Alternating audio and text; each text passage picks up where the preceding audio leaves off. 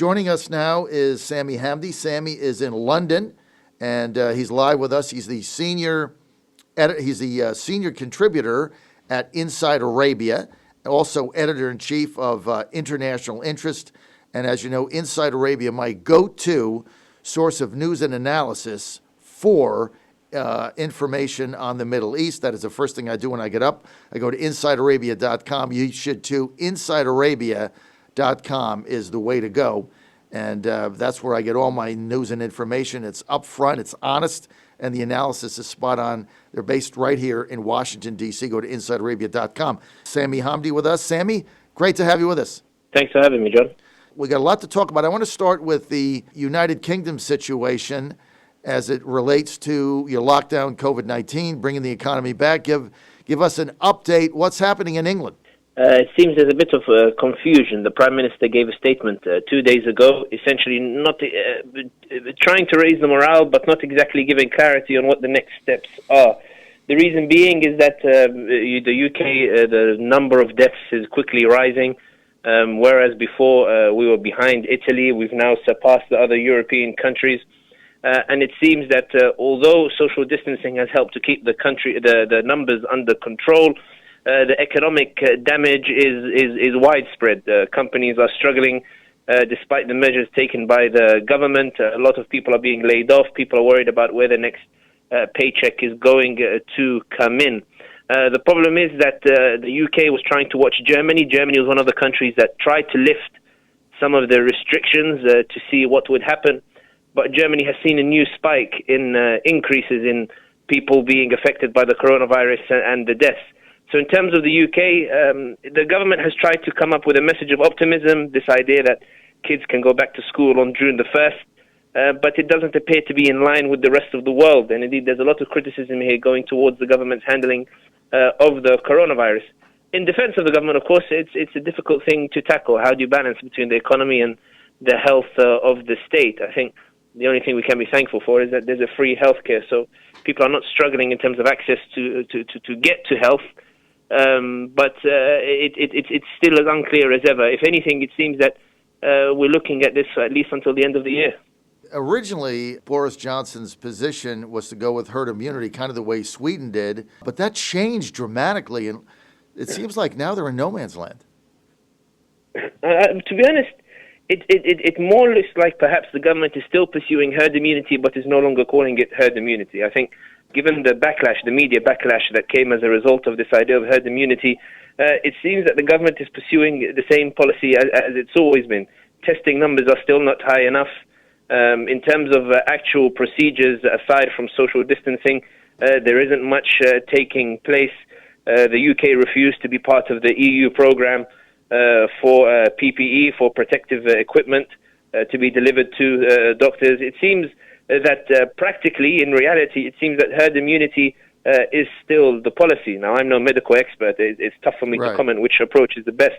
But it does appear that although publicly it seems that Boris Johnson seems in no man's land, I think a lot of things point, and indeed this is the reaction of many in the UK, it seems that Boris Johnson is sticking hard to this concept of herd immunity. Well, let's see how it plays out. I know that their numbers in certain instances are rising. Of course, the fear that everybody had was their healthcare system would be overrun. Is that happening in London? No, it's actually been quite managed. So this idea about controlling the peak actually seems to be working. I think the biggest crisis that the healthcare has is the lack of protective equipment for doctors. We're having quite a few doctors. It's being reported that they've been affected by coronavirus. Some of them have died with coronavirus, fighting on the front line against the virus. There is news of nurses dying as a result of the coronavirus. So even though we managed to avoid the peak, even though we managed to reduce the pressure on the healthcare system, there is talk now about the possibility that if doctors and nurses keep dying from the coronavirus, then we'll have another crisis that perhaps we didn't anticipate in the beginning. And that's why the government these days is under severe criticism over the lack of protective equipment that it's providing to doctors and nurses. So that's the debate on healthcare has shifted to that. Interesting. You're on the John Fredericks Radio Network, Trucking the Truth Across America. We're with Sami Hamdi. He's live in London. He's a senior contributor with Inside Arabia. Go to InsideArabia.com every day like I do. He's also editor-in-chief of International Interest. Sami, you mentioned no PPEs for doctors. Well, it's apparent now that the Chinese Communist Party, the Chinese government, has scooped all the PPPs up, scoured them like a vacuum cleaner all over the globe. A lot of people now blaming the CCP, the Communist Party of China, blaming them for this pandemic around the globe, that they locked down Wuhan. People couldn't travel to Beijing, but they could travel to London, they could travel to the US, they could travel to Italy, they could travel to Europe. There's a school of thought now that says that the Chinese Communist government was aware that this flu, or if you will, COVID-19, was human-to-human transmission. That's why they didn't let anybody go to Beijing, but they let the virus out purposely so that other economies could tank. What is the position of the UK government on that? Is it the same as Trump's and some of the Trump supporters in the U.S. that are demanding retribution from the CCP? I think the UK is still not out on that. I think the UK is more focused on trying to contain the virus first before deciding how it arrived in the first place. I think given the way the numbers are rising, I'm not sure that the UK is able to, at this moment in time, investigate how the virus came. I think it's more a focus of the real struggle is how to contain it, and how to be able to liaise with the rest of Europe and liaise with the World Health Organization to find some cure, to find some vaccine, before they decide to point fingers and to see who is to blame for it. I do think that a lot of questions that do need to be asked in terms of the international response. Everybody seems to be giving a different story. The World Health Organization or China seem to say that they were informed as far back as January. There are reports apparently that even the US had some idea about it as far back as December. There's talk that France knew about it or Germany knew about it. Everything is unclear. Nobody's quite sure about the timeline of information and how it came about. I think with regards to trying to get economies to tank, I think when you look at the results, when you look at who is benefiting from the virus, I don't think China is actually benefiting from it. We've seen that although China has tried to embark on soft diplomacy by sending PPE, by sending protective equipment to other countries, a lot of these countries like Spain, like Italy, like Turkey, have rejected them and declared them faulty. And indeed, instead of China, it's actually been Turkey, which has been providing protective equipment to the US, to the UK, to Spain, to other countries.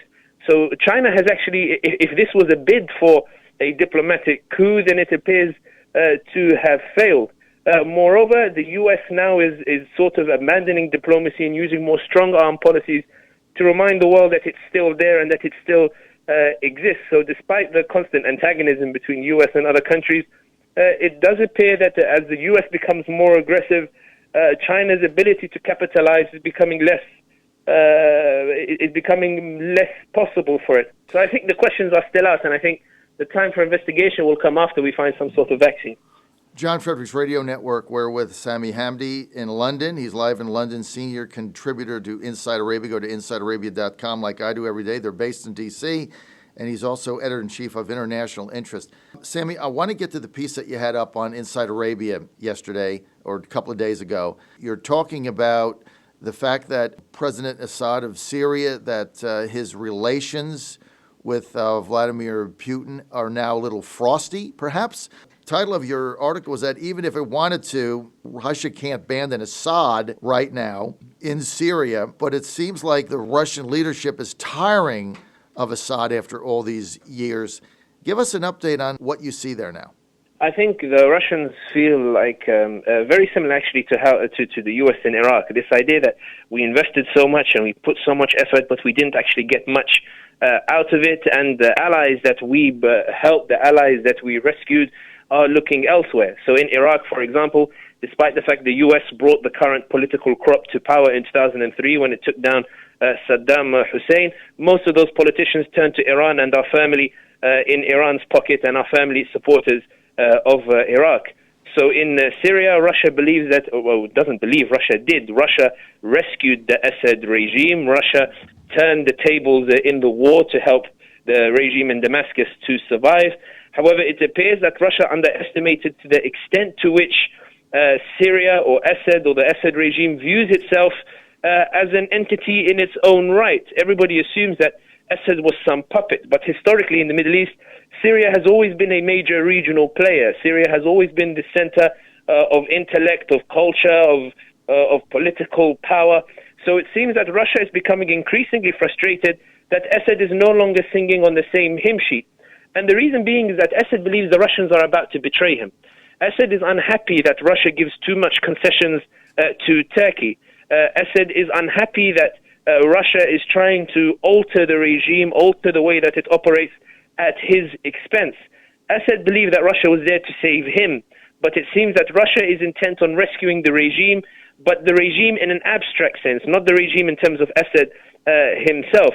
Now, Russia has its own reasons, of course. Russia is worried that Iran stands to benefit now. So now that the Assad regime has been rescued, now that the U.S. are isolated in the Kurdish areas in the northeast, now that Turkey is only interested in the north and is looking for an exit card out of Syria, Iran has its militias, Iran has its military advisors, Iran is historically an ally of the Syria regime. Iran stands to benefit in much the same way as it benefited in Iraq. And Russia doesn't have many options, because if Turkey is forced to choose between U.S. and Russia, it will choose the U.S. So Russia can't ally with Turkey. If Russia tries to ally with Israel, Israel is a firm U.S. ally, so it can't ally with Israel. Russia doesn't trust Iran. It doesn't have historically good ties with Iran. In other words, Russia is finding itself increasingly out of options, and Assad is finding himself with more options as other nations now restore relations with the Assad regime.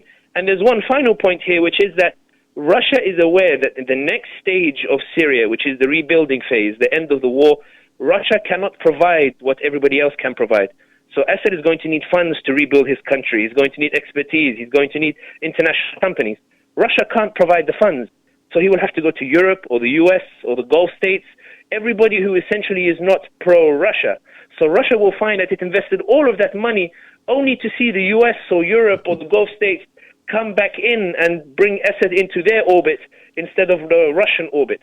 So Russia now is in a bit of a quandary, and even if it wants to extend the war so that it buys more time, if there is, following the U.S. elections, everybody anticipates that there will be a deal between the Iranians and the U.S. After the elections, if Trump wins, then Iran will come to the table and they'll sit and they'll come up with a new deal, because Iran doesn't want to handle the pressure much longer, and also Trump wants a deal with the Iranians. Trump doesn't want war, that's pretty much clear. Right. And if Biden wins, for example, Democrats have always been for deals with Iran, always for rapprochement with Iran.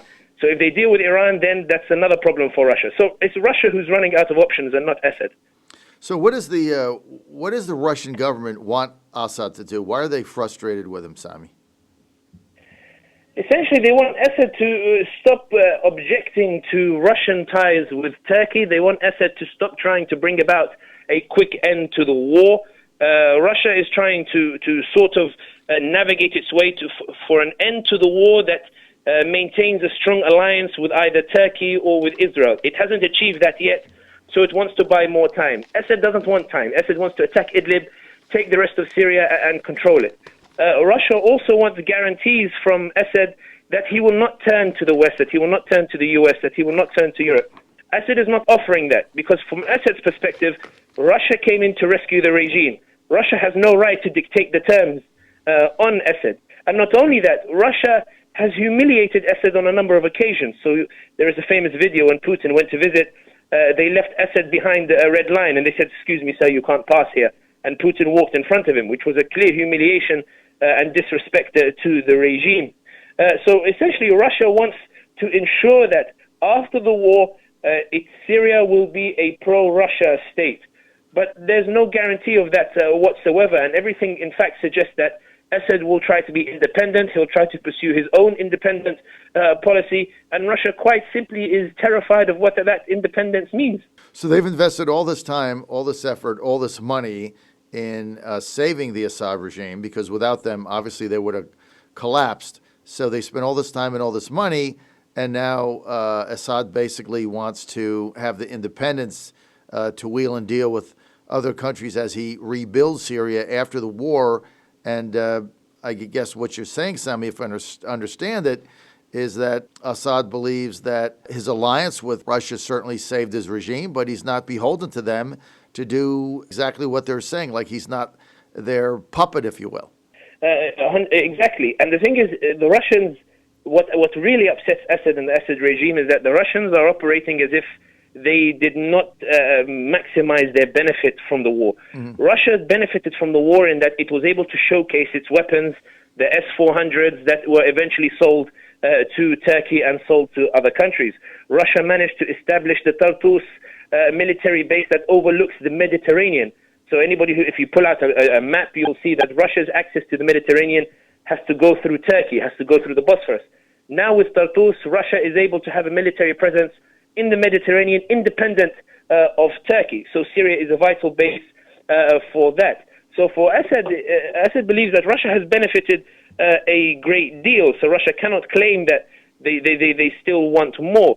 But moreover, Assad is not interested in sitting and being a puppet. Assad wants to rebuild his country. I'm not saying he's a good man, by the way. I'm saying that. No, I get it. As in, Assad doesn't want to sit in a country that is blown apart and destroyed. Assad at some point will consider, I want to rebuild my country again and cement my authority once more. He needs money for that.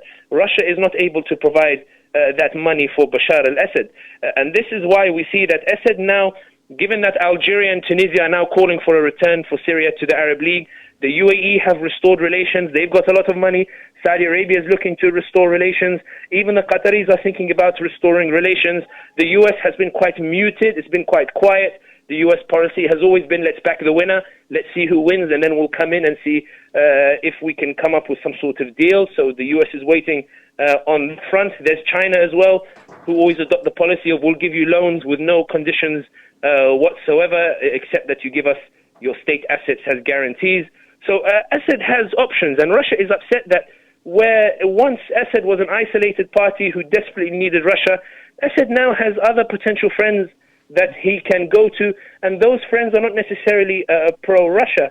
And this is the problem here, is that for Russia, if it abandons Assad, if it decides that Assad is now doesn't like us anymore and then wants to go somewhere else, the problem is that if Russia decides to abandon him and change the regime, this whole plan of Russia to present itself as an alternative to the US fails.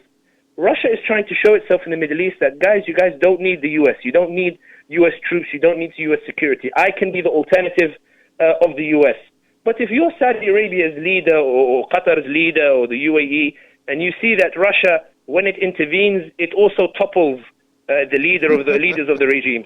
Right. You're not going to say, you know what, forget it, guys, change the flight. Let's not go to Washington, let's go to Moscow.